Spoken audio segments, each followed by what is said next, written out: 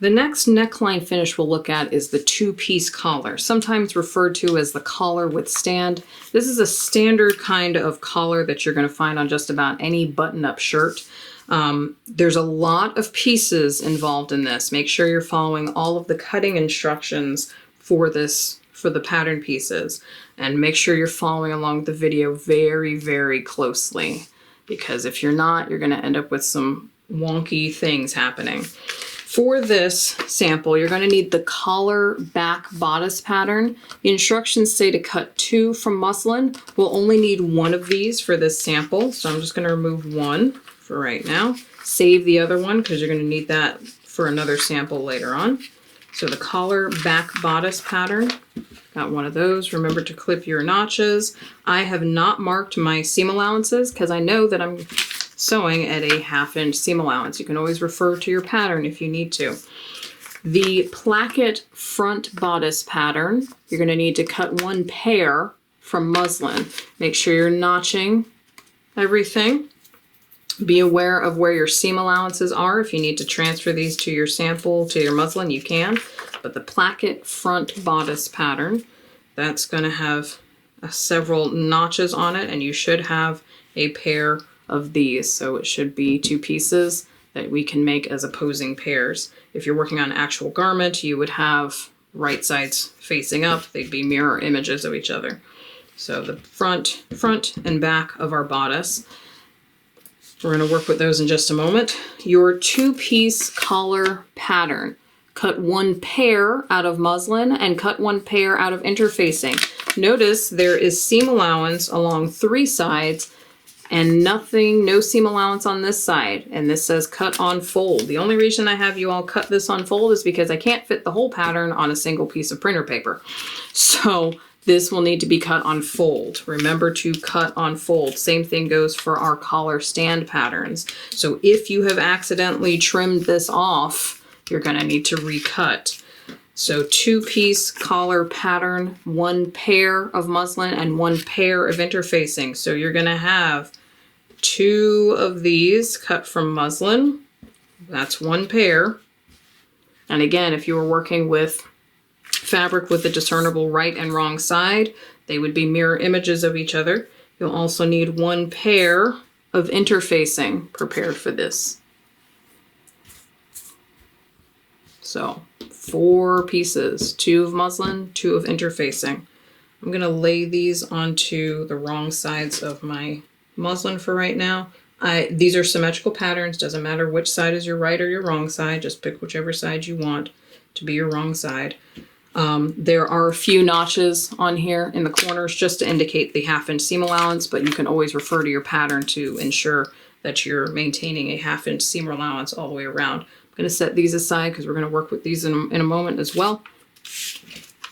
And your 2-piece collar stand pattern, same instructions. Cut 1 pair in muslin and cut 1 pair of interfacing. Cut on fold. Make sure you have not trimmed the center back. And make sure you are transferring these notches. These 2 notches are very, very important. We're going to need to hold on to that if we need to refer to that. Now, let me show you something. When you're cutting fabric and you have a pattern that says to cut on fold, because there's no seam allowance that's been allowed at this center back. So if you have cut here and you've sliced through the middle of your collar stand patterns or your collar patterns, there's no seam allowance, so you can't put them back together. So it's important that you're cutting these on fold so that you have a full piece, because if you slice down the middle of these and you try to sew them back together, it's going to make it too short. Because remember, you have to allow for your seams. You have to have a seam allowance, and there's no seam allowance built into the center back on this pattern. Now, your interfacing, on the other hand, is another story. You can piecemeal your interfacing together. So I've got 1 interfacing that's cut, that's ready to go. But I didn't really run out of interfacing, but I wanted to show you, I didn't feel like using up a whole extra section of my interfacing. So I cut these 2 pieces out of some smaller little segments of interfacing that I had. This is fine because you're going to fuse this to the underside of your fabric. Nobody's going to know that you piece this together. This happens pretty often where you kind of piece together your fusible interfacing. Do not do this with sew-in interfacing. It's not going to work. It's not going to work as well. You're going to have loose pieces here. But fusible interfacing, if you want to piece them together, that's totally fine, because once it's fused down, nobody's going to know the difference. So your fabric, absolutely cut this on fold. If you have not cut this on fold, you need to recut. But interfacing, you can piecemeal your interfacing together. Okay? I'm going to get these prepped as well. Just place this interfacing to the wrong side, whichever side I deem to be the wrong side of my muslin right now. Check the right side of these, make sure this is okay. Now, let's prepare our fabric by fusing this muslin into place on our collar stand and collars.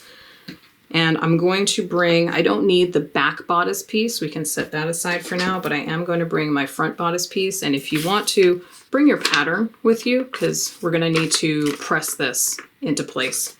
So I'm going to take all this to my iron and start getting some things prepared. Starting with my collar pieces, we're just going to fuse that interfacing into place. Remember to press down for about 10 seconds, give it a good blast of steam, let it sit, and then move your iron. Do not glide your iron back and forth. I'm just going to piece, this is my interfacing that has the little pieces stuck together. So I'm just going to do my best to align this to my fabric, press it into place.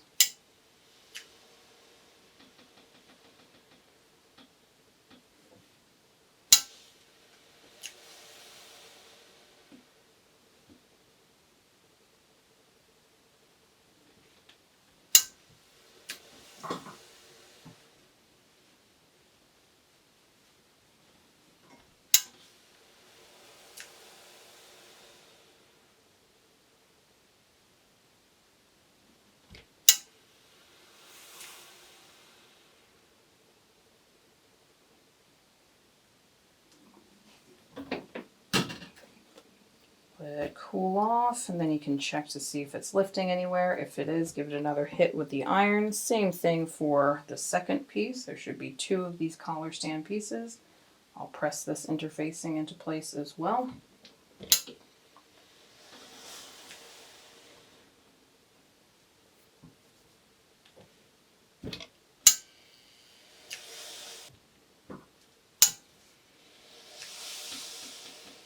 Be sure to affix your interfacing to the collar pieces as well. So you're going to have 4 pieces, 2 collar stands, and 2 collars that will all get interfacing fused to the back.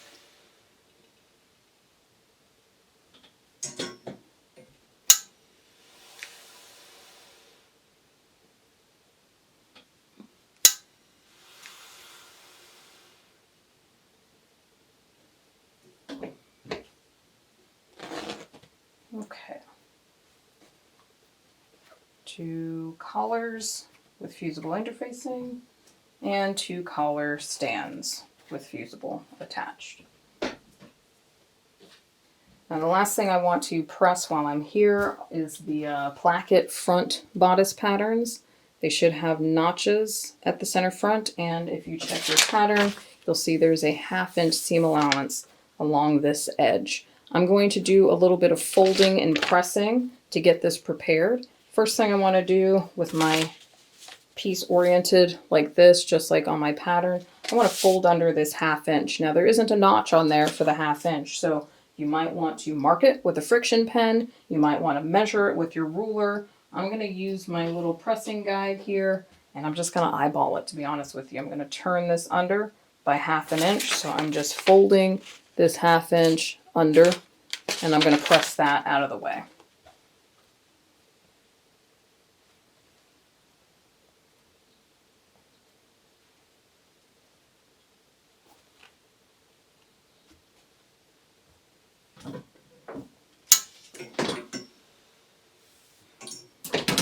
You can use your ruler to measure a 1/2 inch, you know, finger press it on the table, just make sure you're as close to a 1/2 inch as possible. It doesn't have to be perfect as long as we keep it consistent. So there's that fold, that 1/2 inch folded back. So now we are 1/2 inch smaller than the original pattern. And press that, give it a nice good press with some steam. The next fold line, as indicated on our pattern, is an inch away from that edge. So again, use your ruler if you need to. Do a bit of finger pressing. There is a notch to help guide you. We're just going to do the same thing. We folded under this 1/2 inch on our pattern, and we're going to fold under again along that fold line so that we have a nice clean finish on the inside. So an inch away from where we just folded, we're going to fold again. So it's a double fold, similar to our turned and stitched or our dungaree hem finish. I'm going to fold again using my notch as my guide. And I'll use my ruler just to make sure I'm pressing that at an inch. It's looking pretty good, and I'll press that in place. So we just folded twice. We folded under by 1/2 inch, and then folded under again by an inch. So now we've folded and folded. Now we should have a slightly smaller piece. Remember all this excess that we just folded underneath. So that takes care of one side. Now we need to do the same thing here, but this is a mirrored piece. We don't want to make two of the exact same piece. This is the front of our garment. So we need to make another piece that folds in the opposite direction so that we end up with a mirrored pair. Okay, so I'm going to work with this piece, again, folding under by 1/2 inch and folding again by an inch. If it helps, we folded this one under and under in this orientation. Under once and twice. If it helps, if you want to orient it this way, just fold up and up. It's going to give you the same finish once we flip it around. So I'll fold this up by 1/2 inch, press it in place. I'm just eyeballing a 1/2 inch. And I'll fold up by an inch. This I'll measure.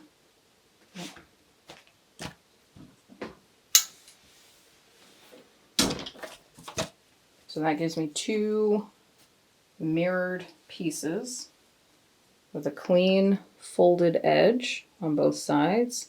Here they are from the inside. That extra piece folded under, so it should be a mirrored pair.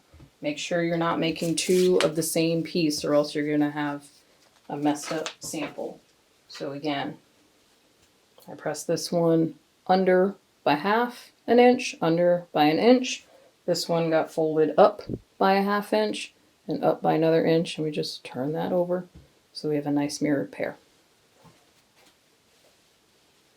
I'm going to go to the sewing machine with these two placket pieces, and from the inside of my work I'm going to top stitch through all of my layers right along this folded edge. Same thing here. I'll top stitch through all of my layers to give me a nice clean finish on the front of my shirt sample. Here's my first piece that was folded under and under. I'm going to turn my work over just so I can see the fold that I'm stitching along. I'm using black thread so you can see what I'm doing. And I'm going to top stitch yet again. I'm going to place my folded edge right along the inner edge of this toe. So I know I'm stitching at a 1/16 of an inch away. Back tack at the beginning, back tack at the end on a number 2 stitch.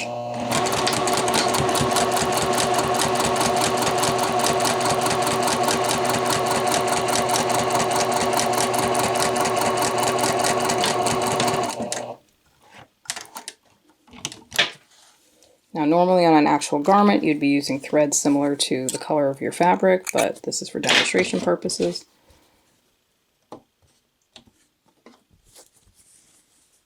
So there's that top stitch, 1/16 of an inch away. This is from the wrong side. This is the side that gets tucked underneath, and here it is from the right side because we stitched through all the layers. You can see the stitching. A little bit wonky there, but it's okay. I'm going to do the same thing on this piece.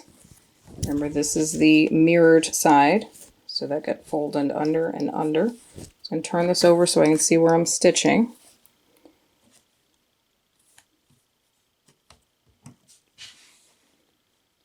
Since I'm stitching from the opposite side, there's a few ways to do this. I can either line up my fold with the innermost edge of this toe, or I can just turn my work around. Work from the bottom to the top. It really doesn't matter.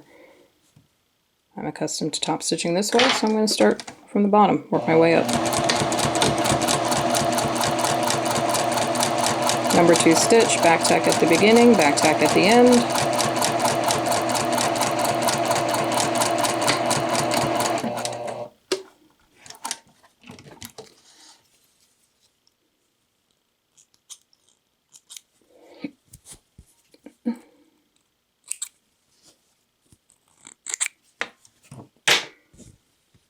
Okay. Another line of top stitching, and you should have a mirrored pair with the fold underneath. So here are my 2 front pieces with those plackets. This is where your buttons would be installed. It's not a perfect pattern, but just to give you an idea of a clean finish to your garment, this is an idea of where your buttons would be installed if this were overlapped. So we should have a nice clean finish, turned and stitched and top stitched. We don't have to hand base this in place because it's a sample, it's not really going anywhere.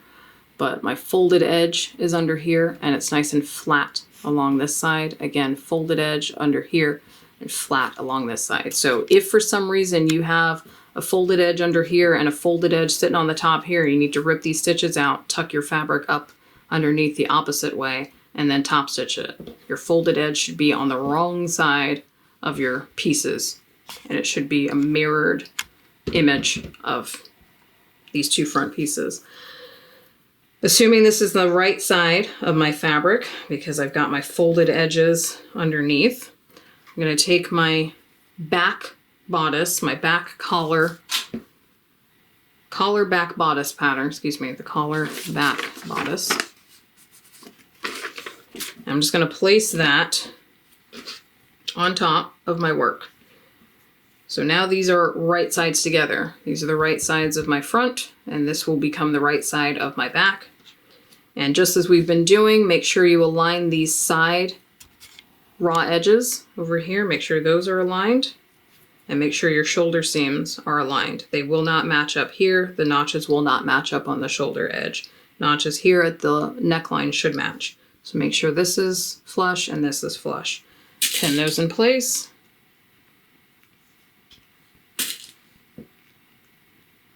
Same thing over here. Line up these raw edges. Line up the edges of the shoulder. These notches at the shoulder will not match. These notches at the neck should match. You're gonna have a little bit of extra seam allowance overhanging. That's okay. Pin this in place. And as we've been doing with these shoulder seams, we're going to stitch at a 1/2 inch seam allowance. Number 2 stitch, back tack at the beginning, back tack at the end, and press these seams open. Okay. This is from the inside of the garment. The folded edge is on the inside here on my front placket pieces. Folded edge on the inside. Seam allowance is visible from the inside. I'm going to clip off this extra seam allowance just to smooth out the neckline. It's just part of the pattern. So that's taken care of. So this is the inside. This would be the outside. Clean finish seams. Seams are pressed open to reduce bulk. Just as you can see here, just as we've been doing. You can probably guess what the next step is, just as we've done before. We're going to stay stitch, starting from the shoulder, 3/8 of an inch. I'm going to stitch my way 3/8 of an inch away from the edge, all the way around to center front. And then I'll start from my shoulder seam, again, 3/8 of an inch, stitching all the way around to my center front. And I'll do the same across the back, starting at the shoulder seam, 3/8 of an inch to center back, shoulder seam, 3/8 of an inch to center back. So I'm going to stay stitch all of these pieces on the front and the back, and I'll be right back. Okay, stitching is done, top stitching is in place, shoulder seams are pressed are sewn and pressed open. Stay stitching completed from shoulder to center front, shoulder seams to center back. So 3/8 of an inch, number 2 stitch for our stay stitching, no back tacking. And our garment is prepped. That one's ready to go. I'm going to set that aside and we're going to focus on the collars. So if you were to make a actual button-up shirt, you'd sew all of this together. You'd get your fronts and your backs and your sleeves and whatnot all taken care of, and then you would be installing your collar. The first thing we need to work with is our collar pieces. These 2 pieces shaped like this.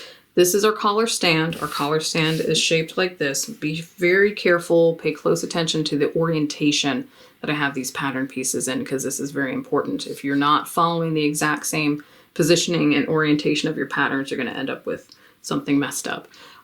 First thing I want to do before I start putting this together is reclip my notches, because as we know with fusible interfacing, sometimes we lose our notches.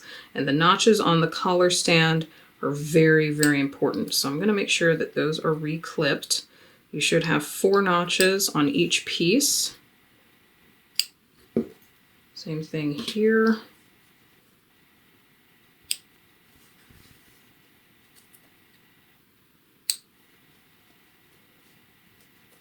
If you don't have these notches, it's going to make putting everything together very difficult.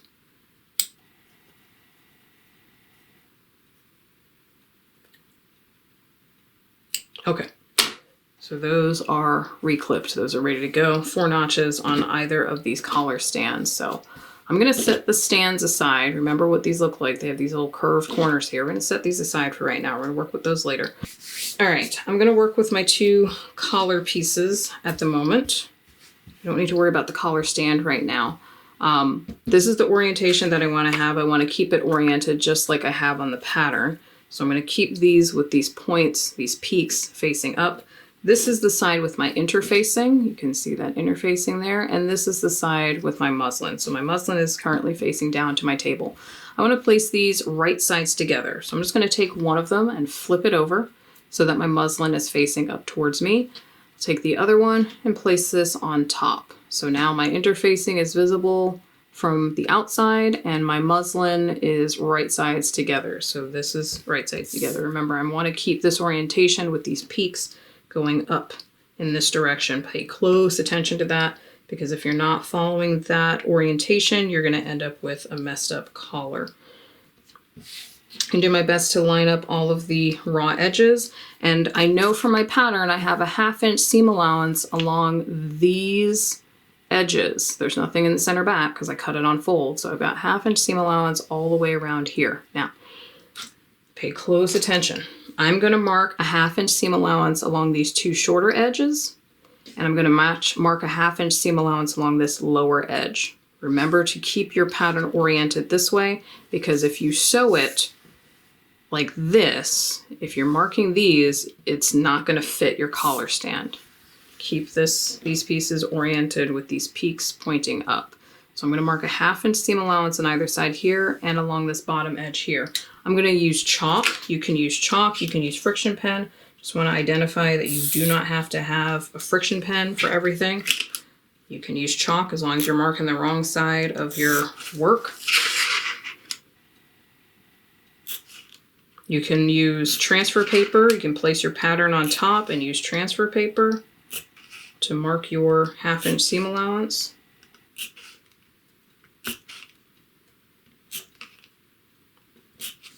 Chalk is just a little harder to remove is all. What's important is that I'm marking the wrong side of my fabric. Okay, short edges and then this bottom edge. Remember, do not worry with these pointed edges just yet. We're going to get to that later. I'm going to pin this together, pin both pieces together. And I'm going to go to the sewing machine and carefully sew around these 3 sides. I'm going to start at one end, back tack at the beginning, pivot in the corner, sew along this edge, pivot again, and back tack at the other end here. Again, I'm pinning perpendicular to my stitching line so they're easier to remove while I'm sewing. All right, let's head to the machine. All right, let's start from one end. Number 2 stitch, back tack at the beginning.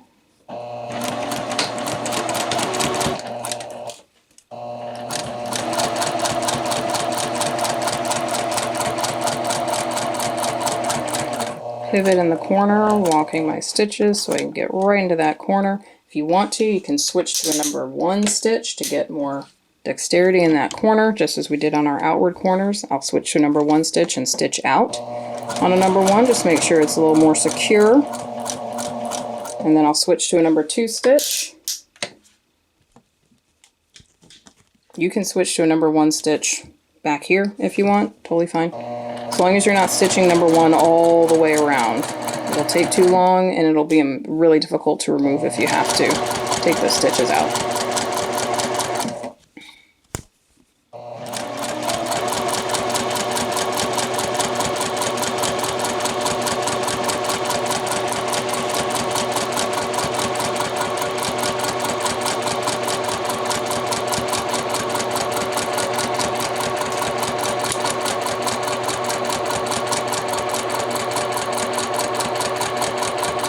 Alright, coming up on another corner, I'll switch to a number 1 stitch, just for reinforcement in that corner, and give me a little more dexterity while I walk my way into that corner, and pivot, stitch out on a number 1 stitch for reinforcement and security, and then switch back to a number 2 stitch.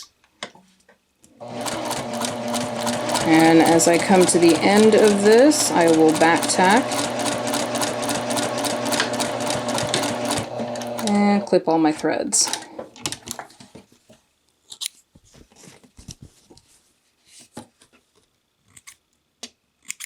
Okay, let's go trim these seam allowances. Okay, there's my orientation. I've stitched around these 3 edges. I've pivoted in my corners. And now, just as we did with the outward corner sample, I'm going to trim my seam allowance and then I'm going to clip into my corners. If I can find my scissors. I'm going to trim these seam allowances to about half, so about 1/4 inch. It's going to help reduce bulk. Trim all of these down to 1/4 inch.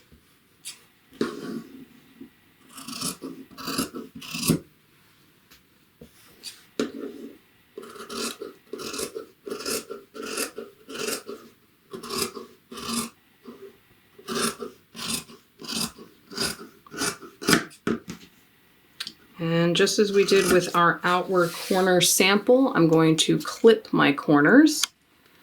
So right here, I've got one corner. I'm going to clip, leaving about 1/8 of an inch of seam allowance. And again, I'm going to clip down and reduce some of the fullness there at that corner. I'll do the same thing over here. Trim this, leaving about 1/8 of an inch of seam allowance from my stitching from my corner, and then reduce some of the extra bulk along either side of that corner.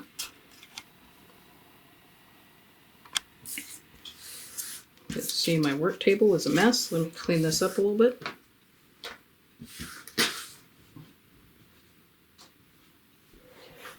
Okay. So there is my collar. Remember the orientation. We keep these peaks going up. Trim to 1/4 inch seam allowance. Clipped excess out of the corners. I'm going to head to the iron and press this. Press all my seams open. Remember, we've got points here. Use your tailor's point. Use your tailor's board. Slide this onto the tailor's point. Get that point right there. And then you can press these seams open. Same thing along the top edge. You can get the top edge, slide that right on top, and then you can press these seams open. So press all of these 3 seams open on your iron, with your iron.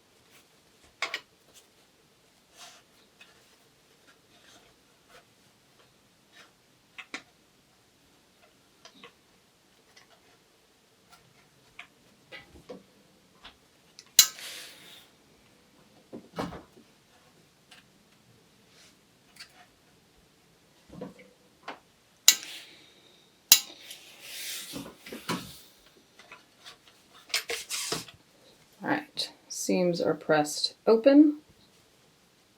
I'm going to turn this right side out, push my corners out.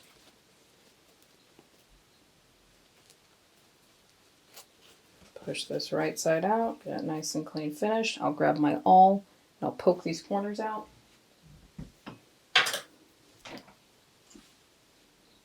Sliding that in there. Again, I'm just kind of pushing up into the corners, not stabbing into the corners. I'm just pushing that seam allowance up to get as clean of a point, as crisp of a point as I can get. That's looking pretty good.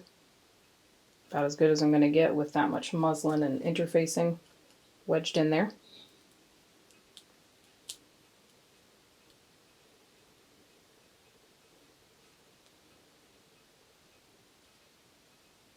Okay.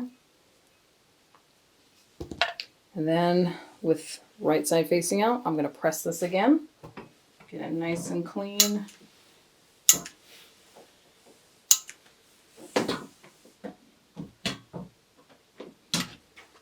All right, so you should have clean finish all along these edges. Again, this is the orientation that we've got, so that's how we stitched it. This edge should be open. Leave this open. Everything's stitched in there. Let's move on to the next step. Okay, now we've worked our magic. Everything is stitched. Seam allowances are trimmed. Corners are clipped. Seams were pressed open. Everything got turned right side out, and now it's been pressed flat. So you might recognize that we've just clean finished 3 edges, 3 raw edges with another piece of fabric. So your collar is 2 pieces. It's always 1 collar piece and a facing. We've just applied a facing to our collar. It looks like the exact 2 pieces, but remember, a facing is a way to clean finish a raw edge using another piece of fabric that's carefully patterned to match whatever piece you need to clean finish. So we've just applied a facing to our collar by clean finishing all these 3 edges. Now, you might recall when we did the neckline facing, even when we did the neckline binding, when we apply a facing, we want to make sure that facing doesn't peek out, that doesn't roll back out to greet the viewers on the garment that someone's wearing. So we can either top stitch this. That's a common finish that you'll find on most button-down shirts, where this edge gets top stitched to prevent the facing from rolling back out. But I am going to understitch just as we've been doing. Understitching again is very nice. It's subtle. It's not viewable to the wearer or to the audience. So I will choose whichever side I want to have as my facing. As we have interfacing on both pieces to apply structure to both pieces, we can push our seam allowance to either side. I'd like this to be my facing, so I'm going to push all my seam allowance in that direction. Remember, when you do your understitching, you want to push all of your excess seam allowance towards your facing. So whichever side you like the best, as these are now identical pieces, push that side, push it to that side. So I'm going to push everything to this side. You could push everything to this side, doesn't matter. It's a symmetrical pattern. As I mentioned before, with understitching, when you're working with corners, you're not going to be able to get your presser foot deep into this corner. It's not going to happen. You're not going to be able to get all the way to the corner. You're going to get as close as you can, maybe about an inch or so away from that corner. And I'm going to understitch from the inside so I can see my seam allowance. You can understitch from the top side, as we've done on the bias neckline facing. So you can stitch right along the side here to your facing and all your seam allowances just beside your original line of stitching. I will understitch from the inside. I'll start in here, getting as close as I can into that little corner with my presser foot, and I'm going to stitch the 1/16 of an inch away from this line of stitching that I just made, and I'll go all the way down and get as close as I can into this other corner. Let's go and understitch this. Okay, I'm going to lift my foot, place my work in there, and push my presser foot as far back as I can. That's about as close as it's going to get.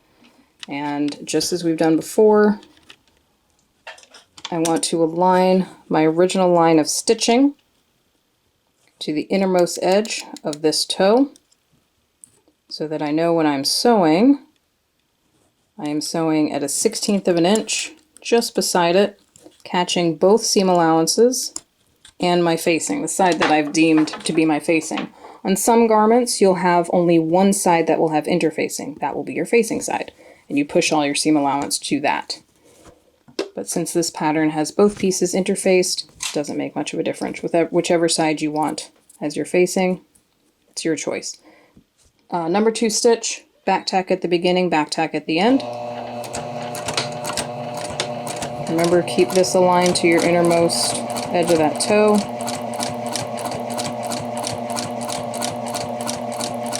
Again, I'm using black thread so that it's visible for demonstration purposes, but this would normally be sewn with a white thread, something that looks similar to your garment fabric. I'm going to get as far as I can into this other corner. It's going to come a point where your presser foot just won't go any further, I promise. So I'm going to get so far. Probably within about an inch or so.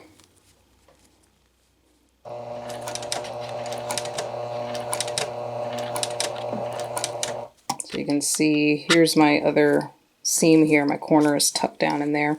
I'm only going to be able to get so far. And once I get into that area, I will back tack again and trim all my threads.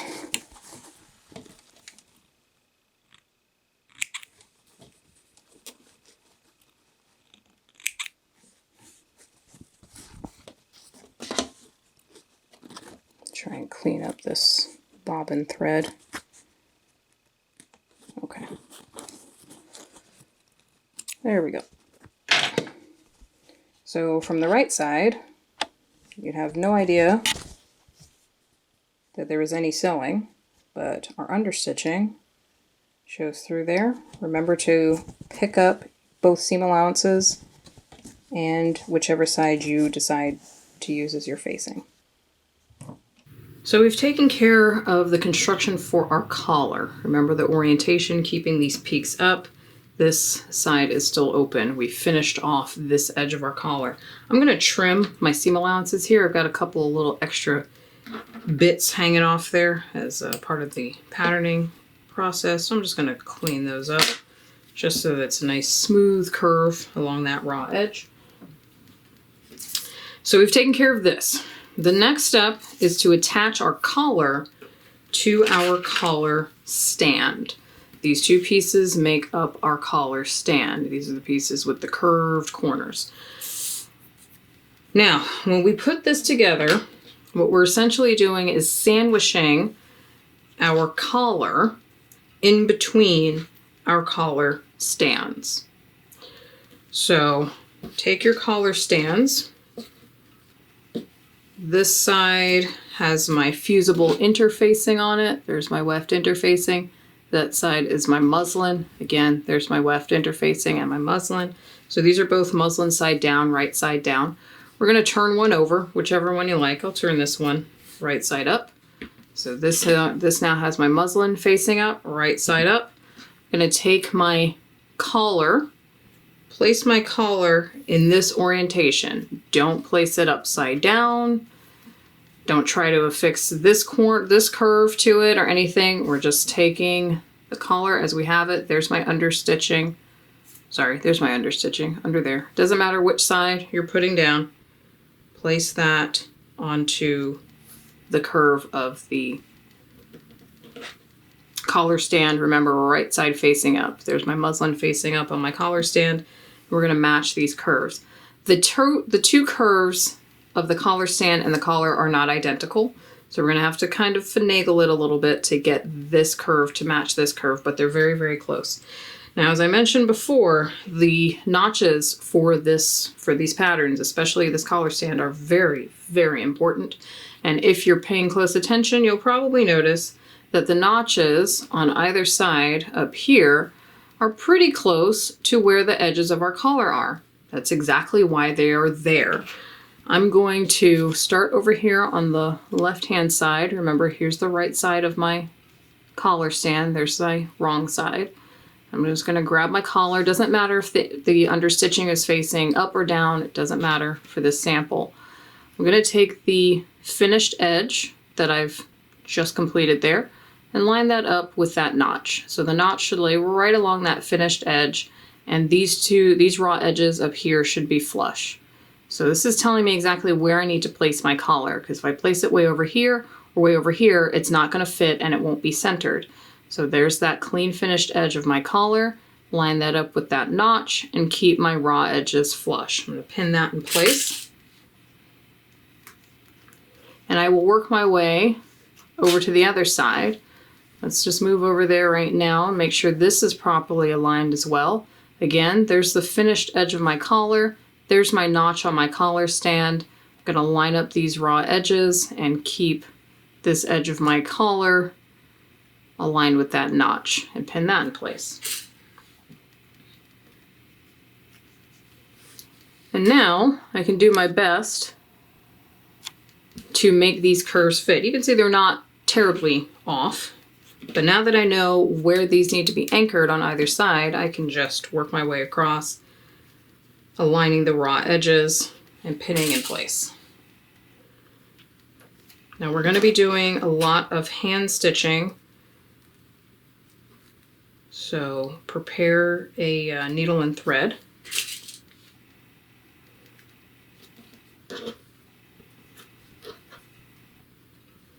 You will probably notice, if you're paying close attention, that the seam allowances on your collars, these raw edges up here on your collars, are not even.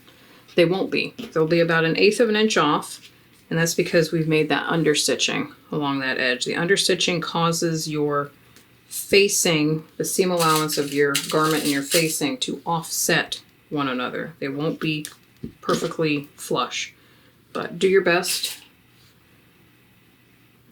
to lay the collar flat. Even if the seam allowances are not perfectly flush, it's okay. Keep the collar flat. The seam allowances can be offset a little bit for your collar. Just do your best to match these raw edges to your collar stand. Again, right side facing up on the collar stand.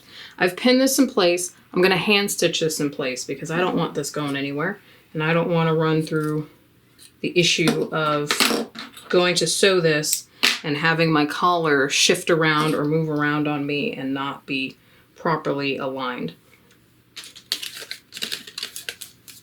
Now, when you go to hand stitch this in place, it's very important, excuse my sewing thread, it's very important that we lock down these edges here. So I'm gonna stitch inside of my seam allowance. I have a 1/2 inch seam allowance built in to these edges. So I'm going to stitch at about 1/4 inch, 3/8 of an inch. I'm going to go in and out through all the layers. And I'm going to take this same stitch about 2 or 3 times. That's 2. That's 3. I'm going to do it one more time. There's 3. I'm going to do it one more time. I'm going to go over that same area about 3 or 4 times because I don't want this to move out of place. I don't want my collar to slip out of place. If you are not hand stitching this, you run the risk of having this collar corner slide out. It doesn't get caught when you go to sew it, and then you've got a hole, you've got a mess on your hands. After I've locked that down, I'll go ahead and continue with my traditional running stitch to lock down this seam allowance.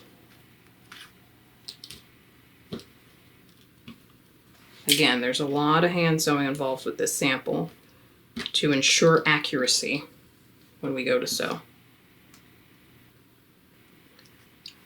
Remember to work with relatively small stitches, 3/8 of an inch, 1/2 an inch. Work my way across. I'm sewing through all layers.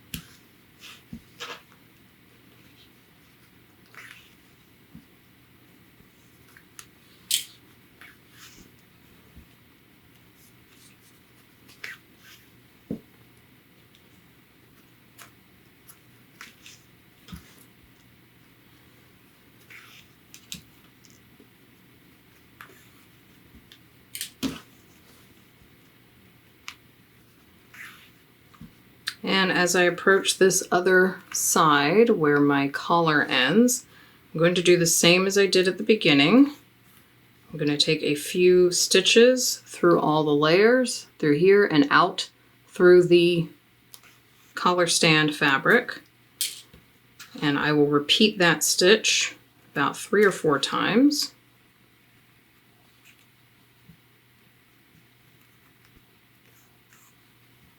Just to make sure that gets locked into place. Then I can trim my thread, leaving a little bit of a tail. So it ensures that this corner is not going to go anywhere, and this corner is not going to drop anywhere. So please, please, please hand baste these in place and make sure you are reinforcing these two ends. We don't want them slip sliding away. We don't want them dropping, because when we go to sew this, we try to get it done in one shot. So we've got the right side of the collar stand. We've got the collar in place. We've got our hand basting in place. These edges are matched up pretty well. Here's the next side, the remaining side of my collar stand with my weft interfacing facing up. Before I complete this, before I put these two pieces together, what I want you to do on either side of your collar stand, find where your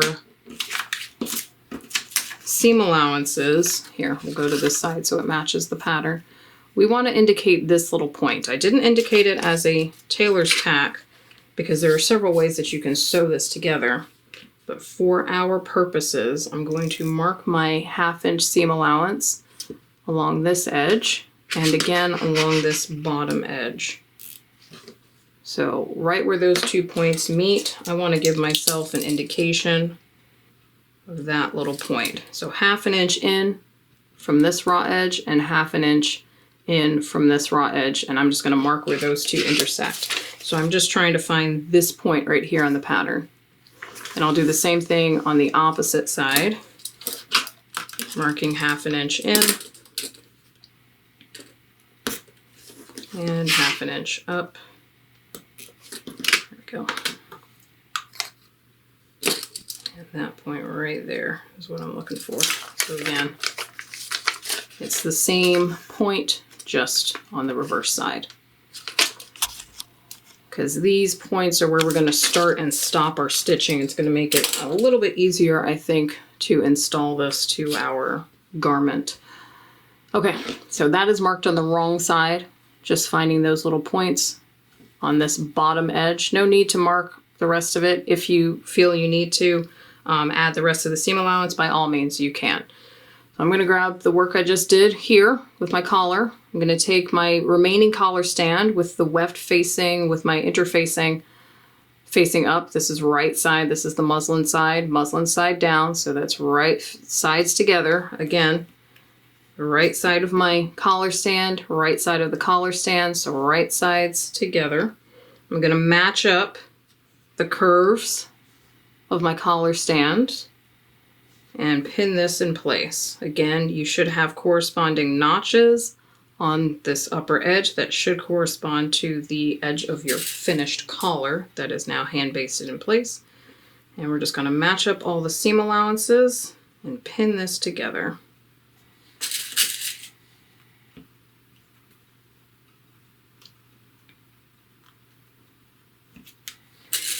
Pin through everything. I'm getting the collar and the collar stands all the way. I'll go line up the other side here and then work my pins towards the center.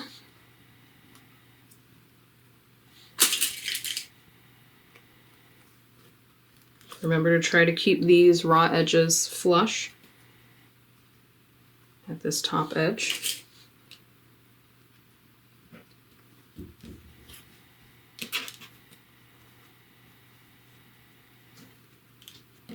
Okay, everything's pinned together. Remember to match your curves for your collar stands. These should be flush down here at the bottom as well. Just have a little bit of the collar peeking out. I'm going to go to my sewing machine and I'm going to start at this end, starting at my tailor's tack.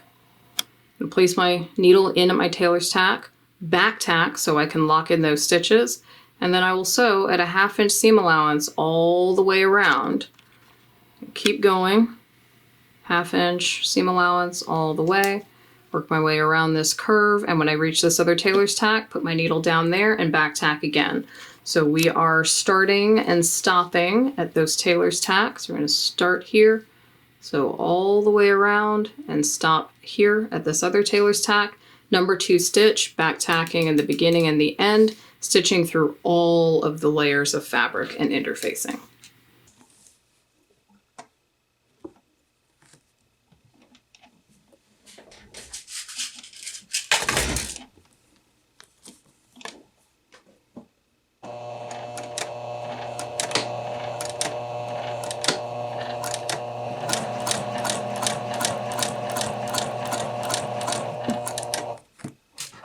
Remember, if you need to pivot, make sure your needle is down as you work around these curves.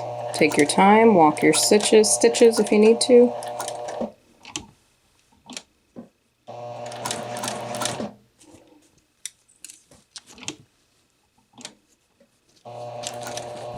This is why we basted that collar in place. We don't want that to accidentally slip out of place while we're stitching all this together.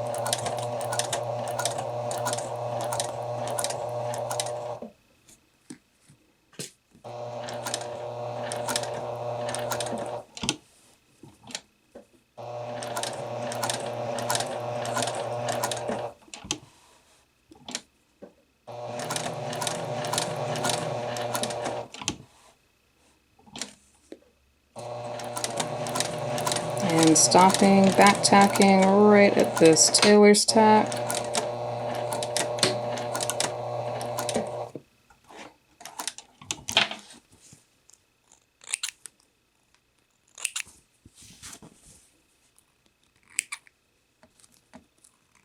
Okay. Starting and stopping at those tailor's tacks. All right, we've got a lot of bulk built into here. Everything has interfacing on it, so it's very, very thick at the moment. We're going to grade our seam allowances. We're going to clip our curves.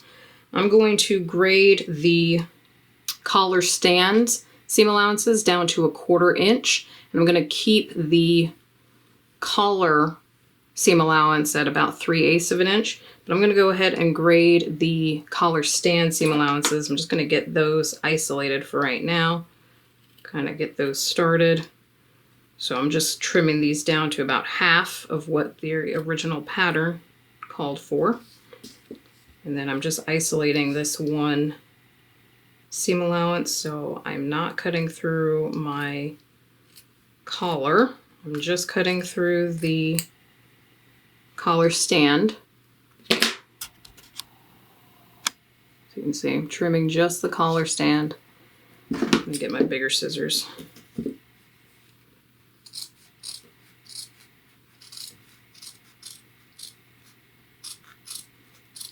Still supporting my work with my non-dominant hand.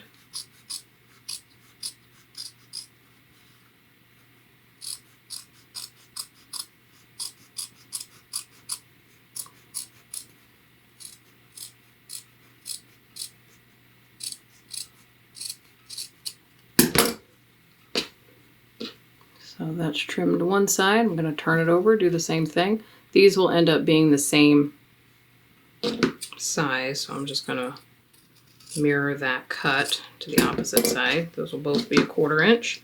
And as I get around to this side, you'll notice I've got all my basting stitches in the way. It's going to make grading this a little bit more difficult. I'm pretty happy my collar has stayed in place. It hasn't dropped. And I don't have any weird things going on, so I can remove those basting stitches.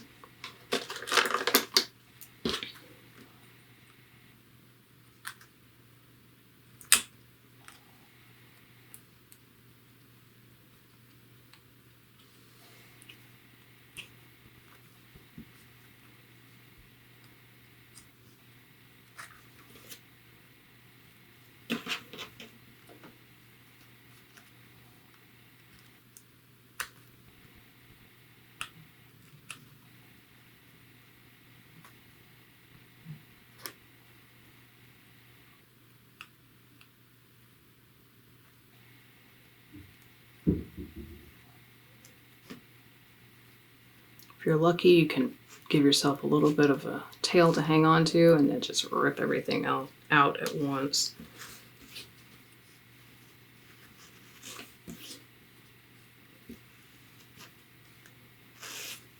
There we go. And back to grading my seam allowances.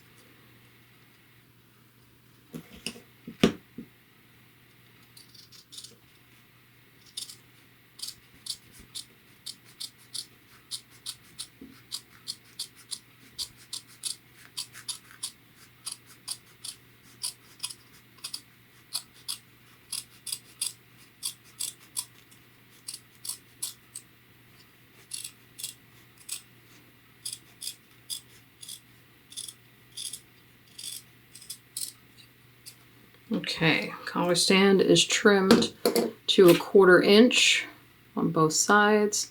And here's my collar seam allowance still hanging out there. I'm going to trim this ever so slightly, take about 1/8 of an inch off, just a scant 1/16, almost 1/18 of an inch, just to kind of clean up these raw edges here.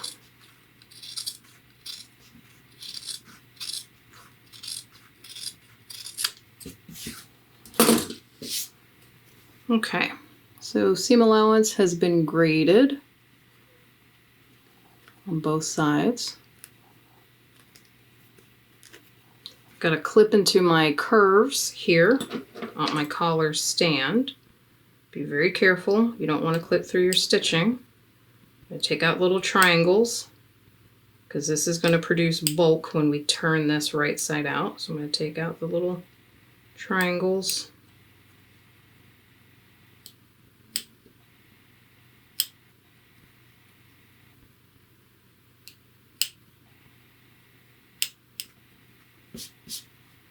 Okay, same thing on the other side.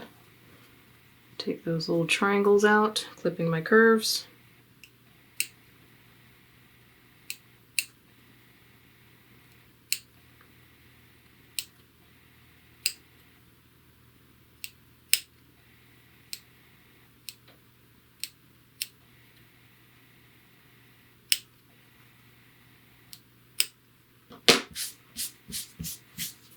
All right. I'm going to take this to my iron. Again, I'm going to use my tailor's board. If you do not have a tailor's board that has these curved ends, it's okay. Just do your best to turn this right side out and poke out all the curves. But I want to try to press my seam allowance right along these curves. Just along these curves. That's all I'm really concerned about right now, is pressing these seam allowances open as best I can to get them nice and clean finished. So I'm going to go do that. And bring your ruler with you when you go to the ironing board, because we're going to start prepping this collar stand for adding it to our bodice that we worked on earlier. Okay, I'm going to try to press these curves as best I can. It's going to be a little bit tricky, but I'm going to try. I'm not worried about the collar area. It's really just this curve here on my collar stand.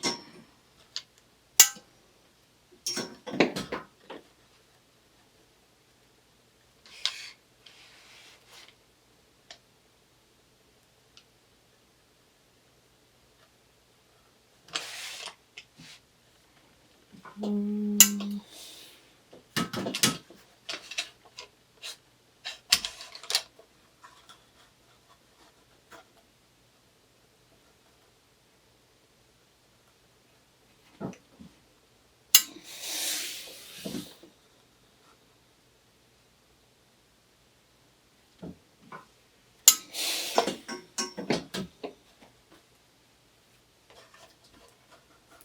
if you don't have a tailor's block with these curves, don't worry about this.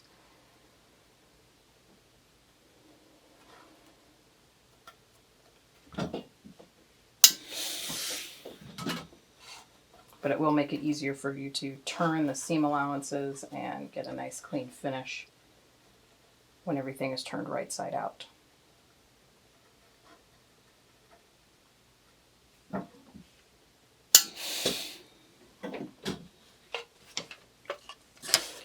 Okay, now I'm going to turn everything right side out. We're going to take our collar stand, because again, that's the interfacing that's showing on the outside. So I'm going to turn this right side out. I'm going to push my curves right side out. I'm going to give that a push. Give this one a push. Push that right side out. There's our collar, clean finished.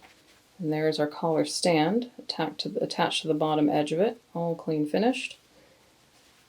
Poke out your curves, give it a little bit of a push so that those seams are getting as close to that folded edge as possible. See if I can get that to focus. There we go. We have to check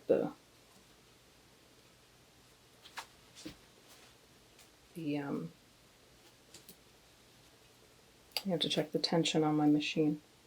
You shouldn't be able to see the stitches that wide, but whatever. I'm going to push those curves out, get them nice and clean finished, give them a press. Same thing over here. Push it out. Nice clean curve. I shouldn't see too many like jagged lines. You should be able to push that curve out and make it like a nice smooth curve. As smooth as you can get it. And for the middle section here that's just kind of flapping away, give your collar a bit of a tug. Hold your collar stands on one hand, pull the collar up with the other hand, and then press this nice and flat. And work your way up, pulling the collar stand in one hand and the collar in the other, getting this nice and flat.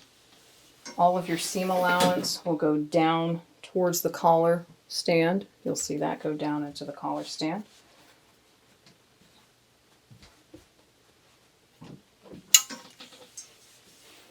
Check the other side because I feel like a couple of wrinkles got stuck in there. But we are working with a curved piece, so these pieces do have some shape to them. And you can absolutely press this on your tailor's ham.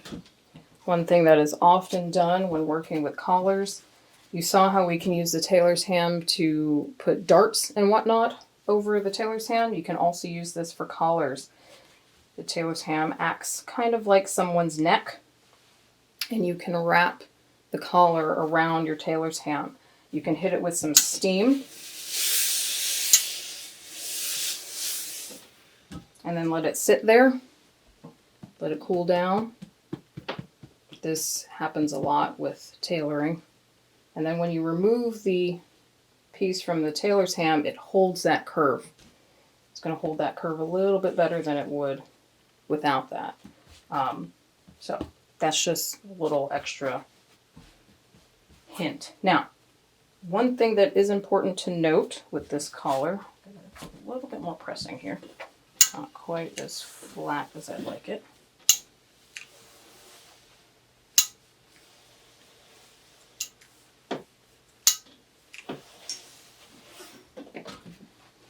Now, all the pieces are fairly identical, save for the understitching. So you've got one side that will have your understitching and one side that will not. The understitching is what attaches to the back of the neck. see if I can show you this. If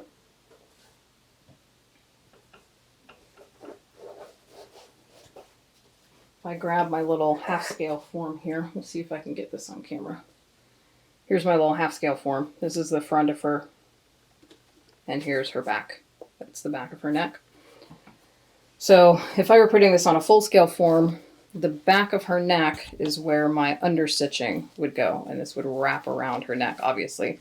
This is a full-scale pattern on a half-scale form, so it's a little big for her, but you can see that's where the collar would meet in the front. So that understitching should be visible wrapped around the back of the neck. So if you want to utilize the tailor's ham trick for setting the shape of your collars, make sure your understitching is facing out. There's my understitching in black right there. And you can pretend that this is the back of someone's neck, and you can wrap it around to the front, just so you're aware of that, so we don't end up coiling it in the wrong direction. So when you do this with the tailor's ham, the understitching should be visible with this collar popped up.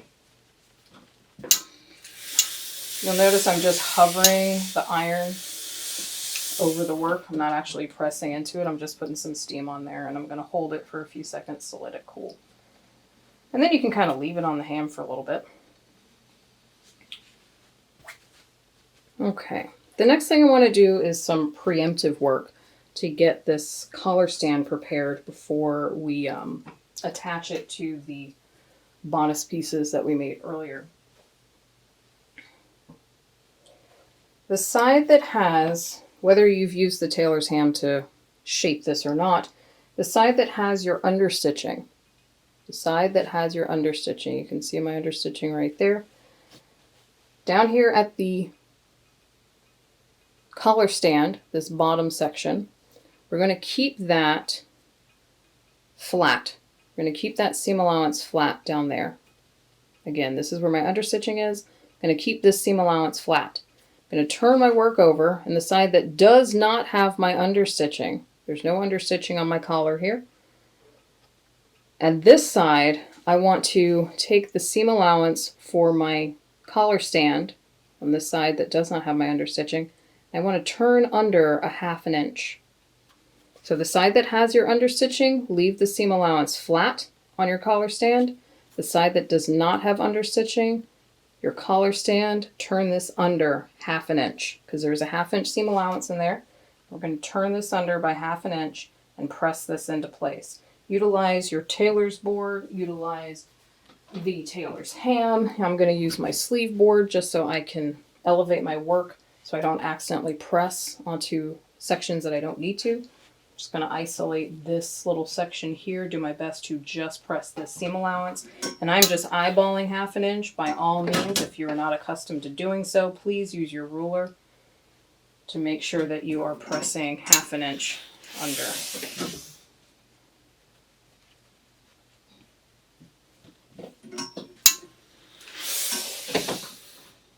I'm going to do so here. This is why we left this seam allowance open at those tailor's tacks, because we can tuck this work up inside of that seam allowance in there.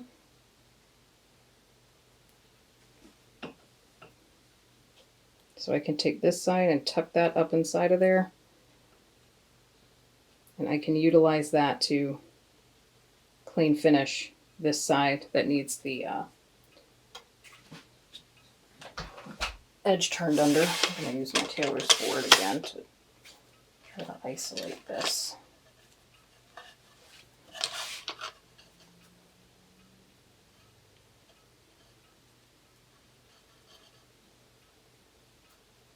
So that gets turned under right at that tailor's tack. I'm going to do a little finger pressing here. It's okay if it's not perfect. We're going to clean this up once we go to install everything. I'm going to do the same on this side. Peel apart that tailor's tack and tuck this side under. Tuck it up inside of there, right at that tailor's tack. Because I know that tailor's tack was marked at a 1/2 inch in, so I know that's going to give me my 1/2 inch seam allowance. Gonna finger press this, get that 1/2 inch tucked up under there.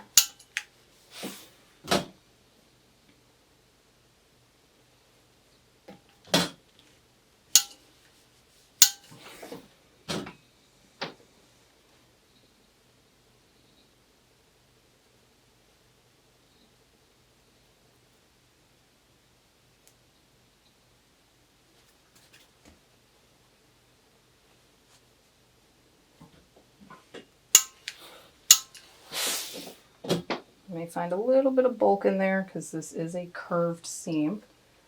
If you find that as you're pressing it's a little bit too bulky or there's too many wrinkles showing up, you can uncurl this and snip a little bit out of your seam allowance, but it shouldn't cause too much of an issue. So here I've got this side pressed under. Remember, that's the side that does not have understitching, and this side that does have understitching is just left loose, clean finish. The raw edge is still there, but this side has the 1/2 inch seam allowance tucked up underneath. I'm just going to keep an eye on this, make sure it's uniform all the way across. I feel like it's a little bit wonky right here.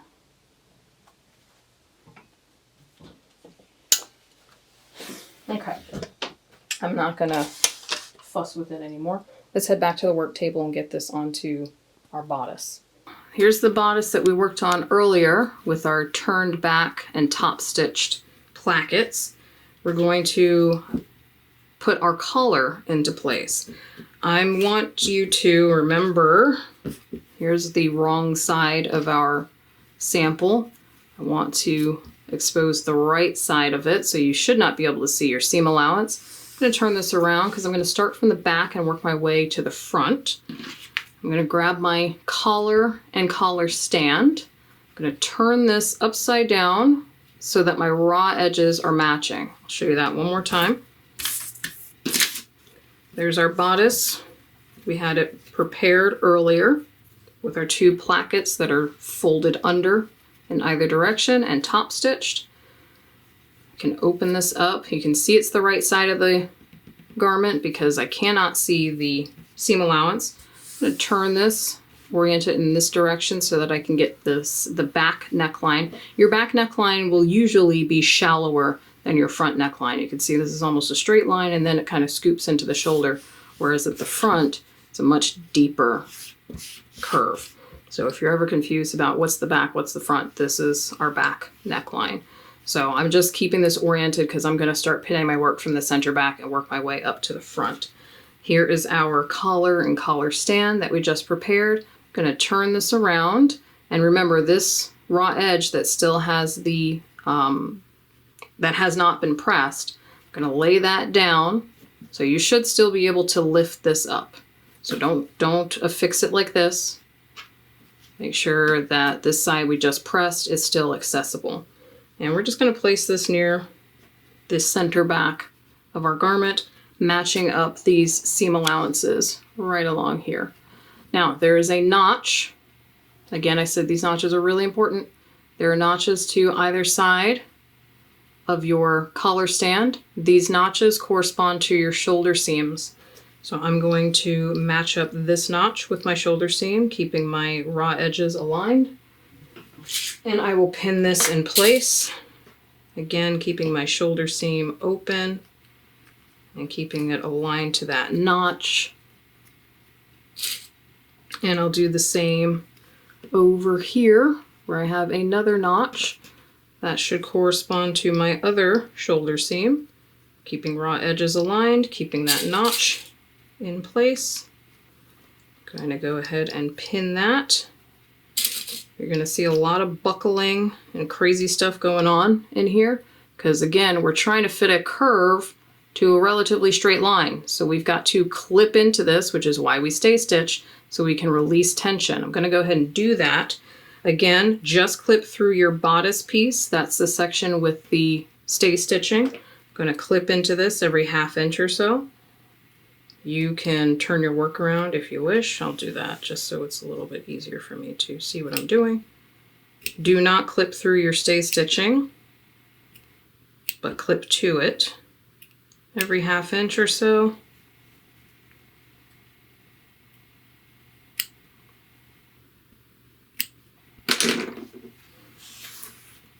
And now I can help release some of that tension and match those raw edges a little bit better. I think I need a little bit more clipping here near my shoulder seam.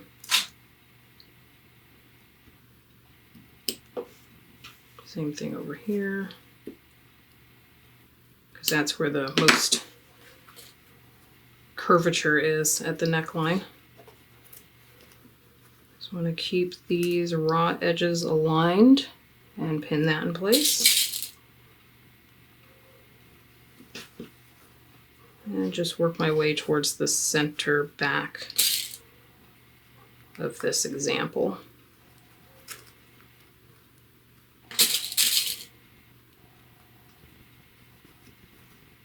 There we go. So raw edges aligned. We've got clipping on just the garment to release tension.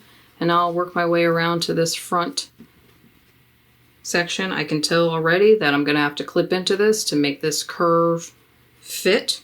But I'm going to align my finished edges here.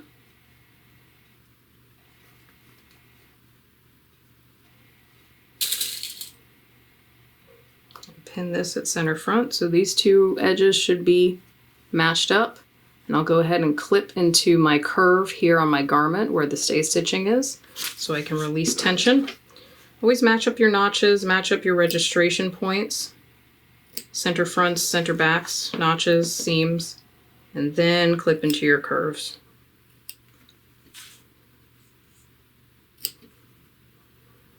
I know I'm going to need quite a bit of clipping because this is a pretty dramatic curve here. But now that I've clipped, I can now release that tension and make it fit the straighter line or straighter curve of my collar stand.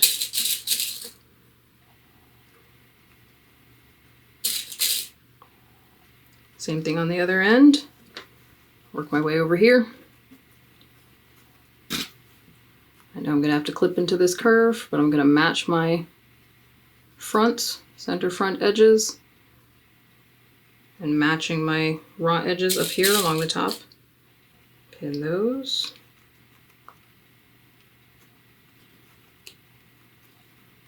And now I will clip into this curve here to relieve tension.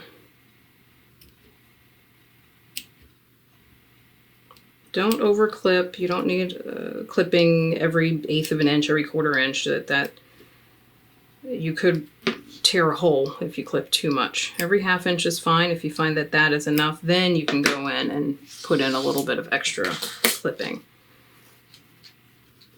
And line up my raw edges and pin that together.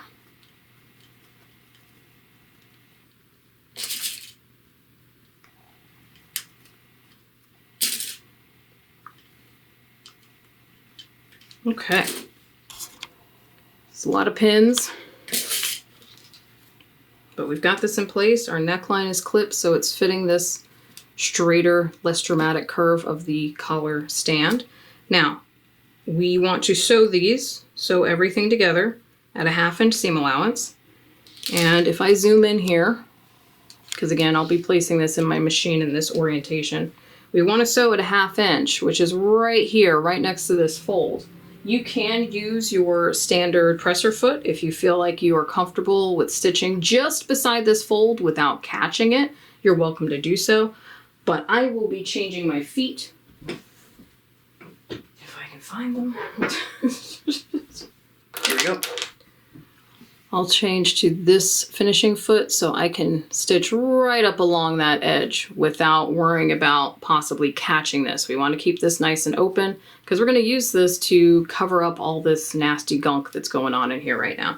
So I'm going to change to this finishing foot and I will stitch these together, stitch all these layers together.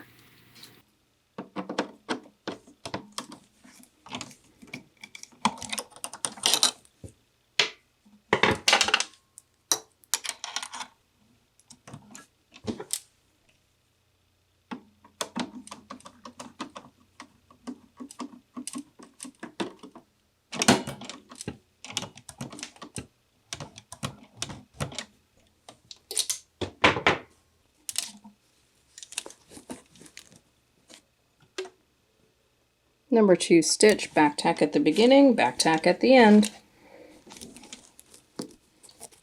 You'll see me every so often kind of look underneath. I want to make sure none of my bodice pieces or collar pieces or anything are getting tucked up underneath there. I should be able to look under and see that stay stitching from my garment, and I shouldn't see anything else getting trapped underneath there.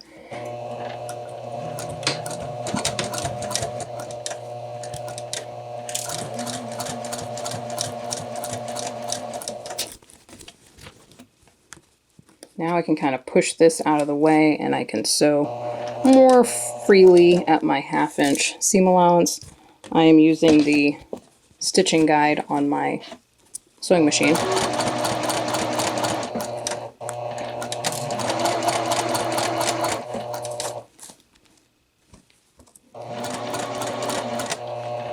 Be careful coming around the shoulders. Make sure there isn't too much fabric bunching and puckering under there. I can see it wanting to start to do some crazy things.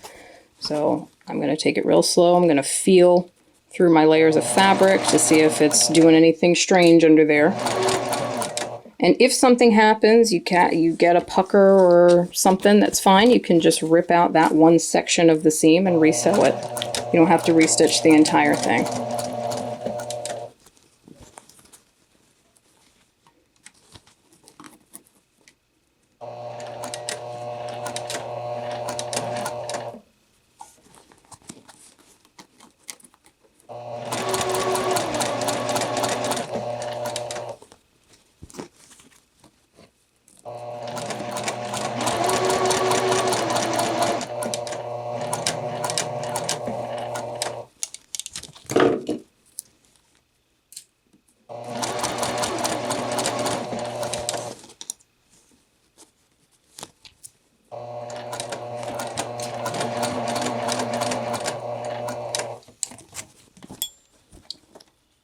It is immeasurably difficult to sew with this camera in my face. It is ridiculous.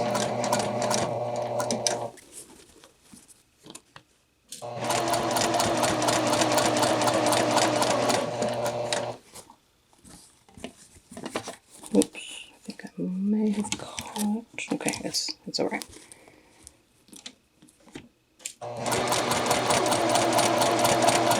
Thought I had a big giant pucker there for a second, but I stopped just in time.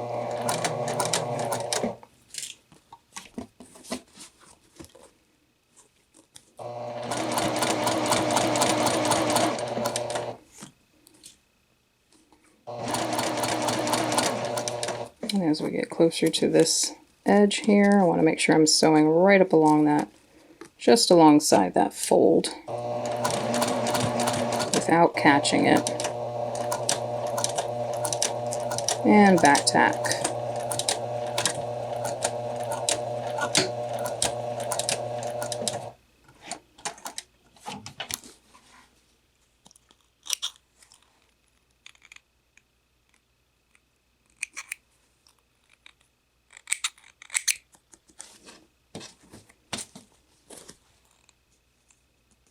Take a quick look, see if I got any weird puckers or gathers.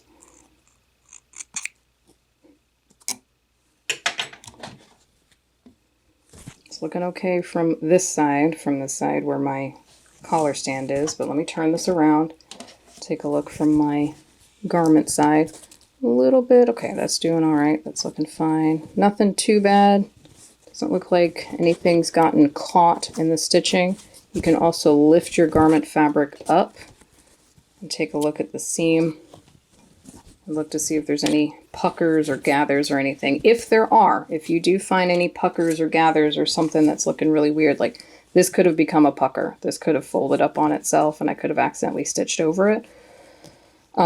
Just remove stitches in that area. You can remove about 1/2 inch, 3/4 of an inch of stitches on either side, repin it, and just resew that one section, overlapping your stitches on either side, just overlapping here and overlapping over here. No need to have to resew the entire seam. This is an internal seam. It's not top stitching. It's not decorative. It's not meant to be seen. It's just meant to sew two things together. So if you need to restitch a section of it, that's fine.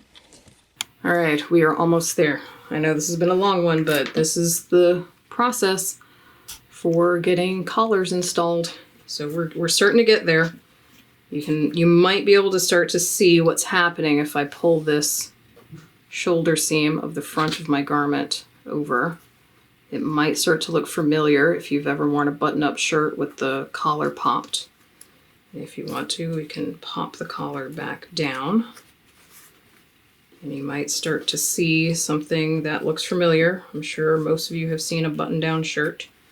It's starting to come together, trust me. But we've got a lot of bulk here. I'm going to trim my seam allowance. I'm not going to grade them this time. And just so I'm not cutting into my collar stand, I'm just going to grab both layers, trim this to about 1/4 inch.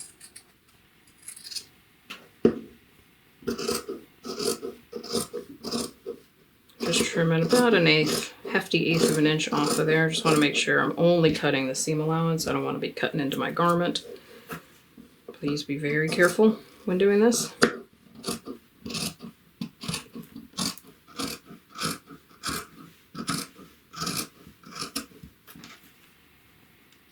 Okay.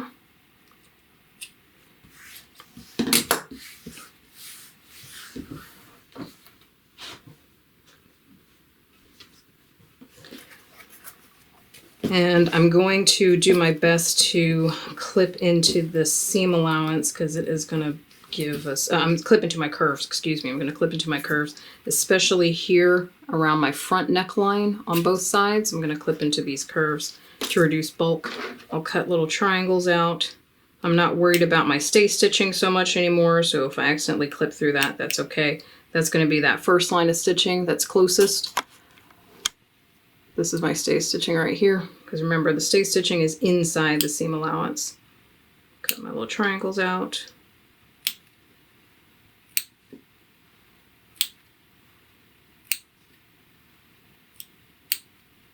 Cutting through all layers, going through my garment, my bodice, as well as my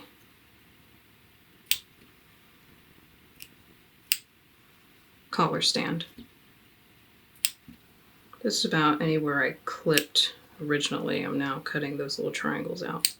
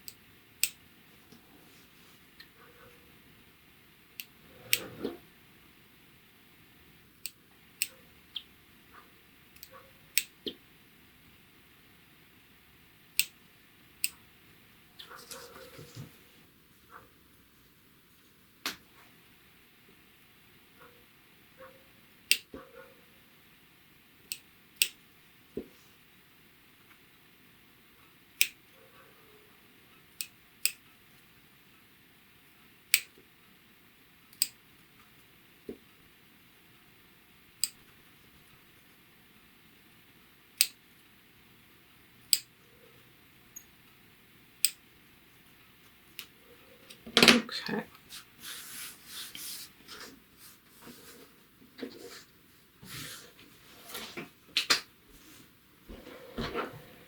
Okay, we've got the curves clipped. Now I'm going to go to the iron and I want to press all of the seam allowance up inside so that I can now clean finish this. This might look familiar to what we did on the skirt. It's the same basic process, same basic technique. Push all this seam allowance up inside and I'm going to give it a good press. I want to make sure that my seam allowance is nice and flat from the opposite side, from the outside.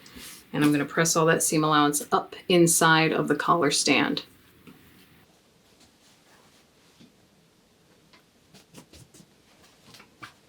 Feel free to utilize the tailor's board, tailor's ham, because these are some curvy bits here.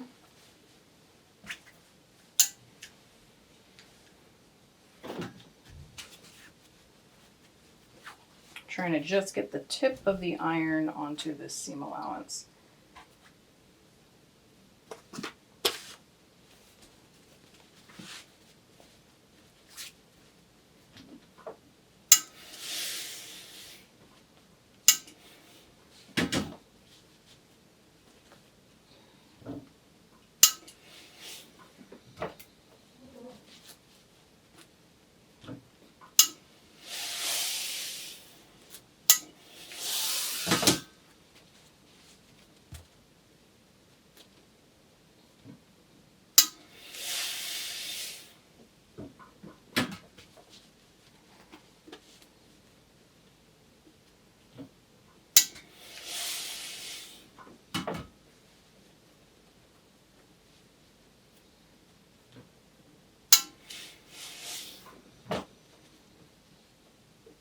Giving my collar stand a bit of a tug just so this seam lies nice and flat so it doesn't coil up under itself.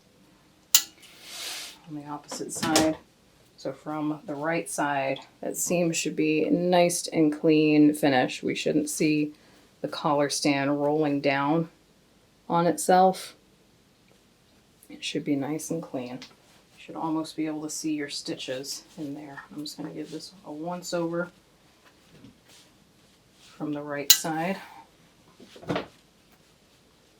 Make sure it's pressed as flat as can be with all that seam allowance going up into the collar stand. I gotta look at the tension on my machine. My stitches are a little bit loose. Okay. Back to the work table. Last thing to do, zoom in here. Tuck everything inside of that collar stand. Take this raw edge, pin this down, and slip stitch or top stitch this into place.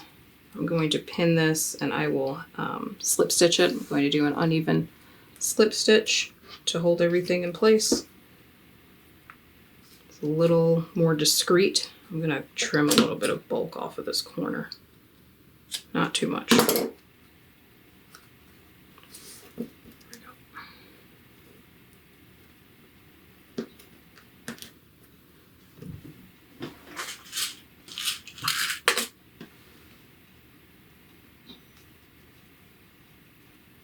I highly recommend slip stitching this, but know that on a actual garment, this would be tucked up underneath, and then you would either top stitch through all the layers, catching the other side of the collar stand at the same time, or you would stitch in the ditch, similar to how we did with the Hong Kong bias bind, where you would stitch right into this little groove here, so the stitches would be almost imperceptible, hopefully catching the other side of the collar stand in the process.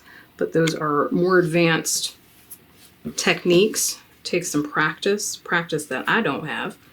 So I'm gonna hand stitch it. It's gonna take a little bit more time, but I feel confident that I'll be able to catch everything, and I'm not worried about possibly not catching the opposite side of my collar stand.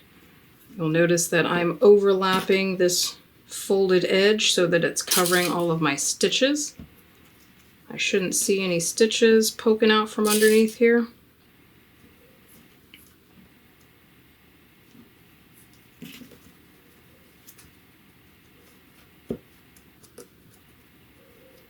And I can manipulate this a little bit further when I go to hand stitch this, obviously.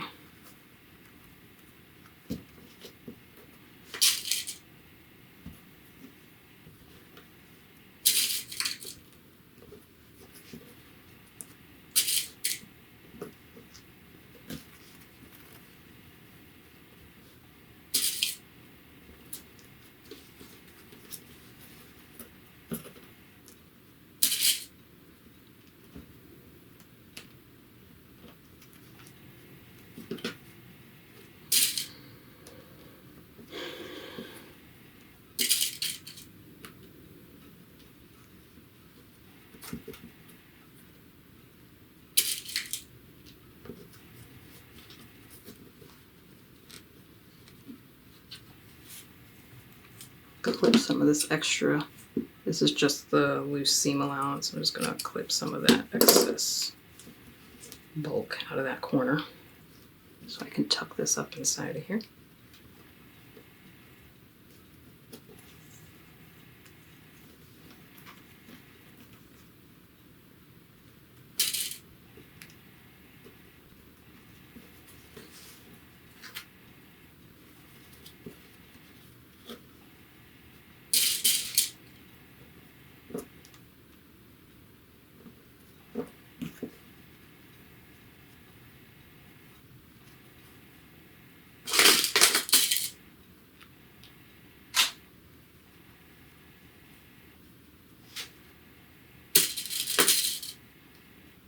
Excuse that clicking sound every so often. That is my other camera turning off.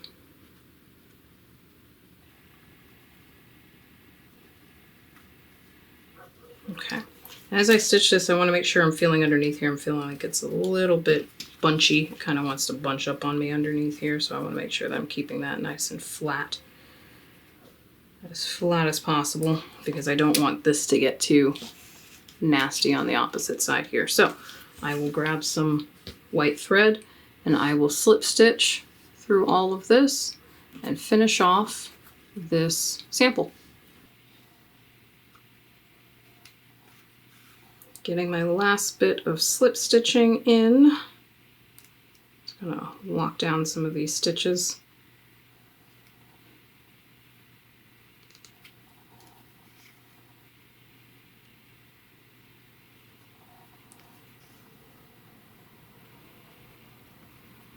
Take a few reinforcing stitches, place a knot, lock my thread in place, tiny little stitch. As that loop comes through, run my needle through that loop, and then I will travel my needle up in between the layers just to travel that thread tail. And snip that close to the fabric, let it slide back inside. And that is my slip stitching. You can see my tiny little slip stitches in there.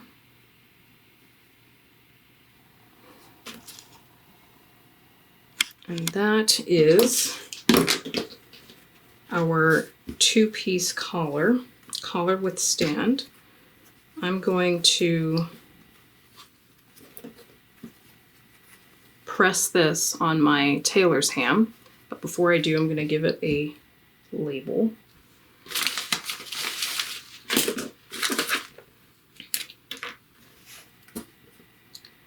Two-piece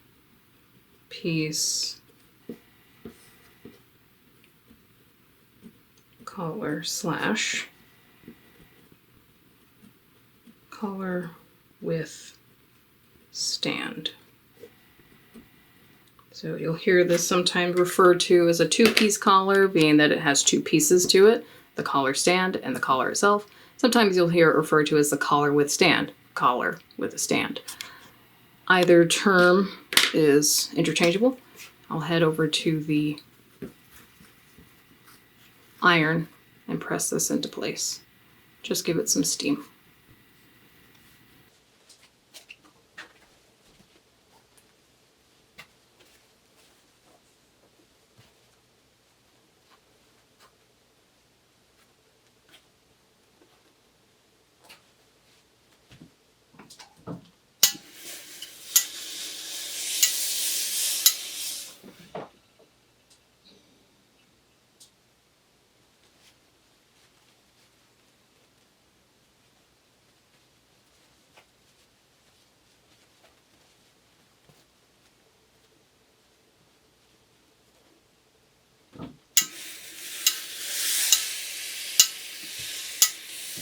My iron's falling apart. Jesus. You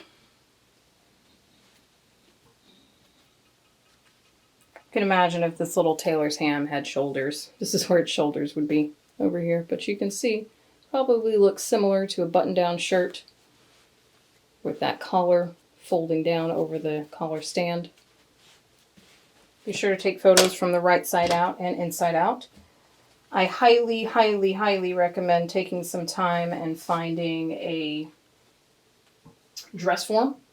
These patterns are based on full-scale patterns. For the sample book patterns are based on full-scale patterns, so it will fit around the neckline of a size 8 or size 10 dress form. So you can photograph it on the dress forms as well.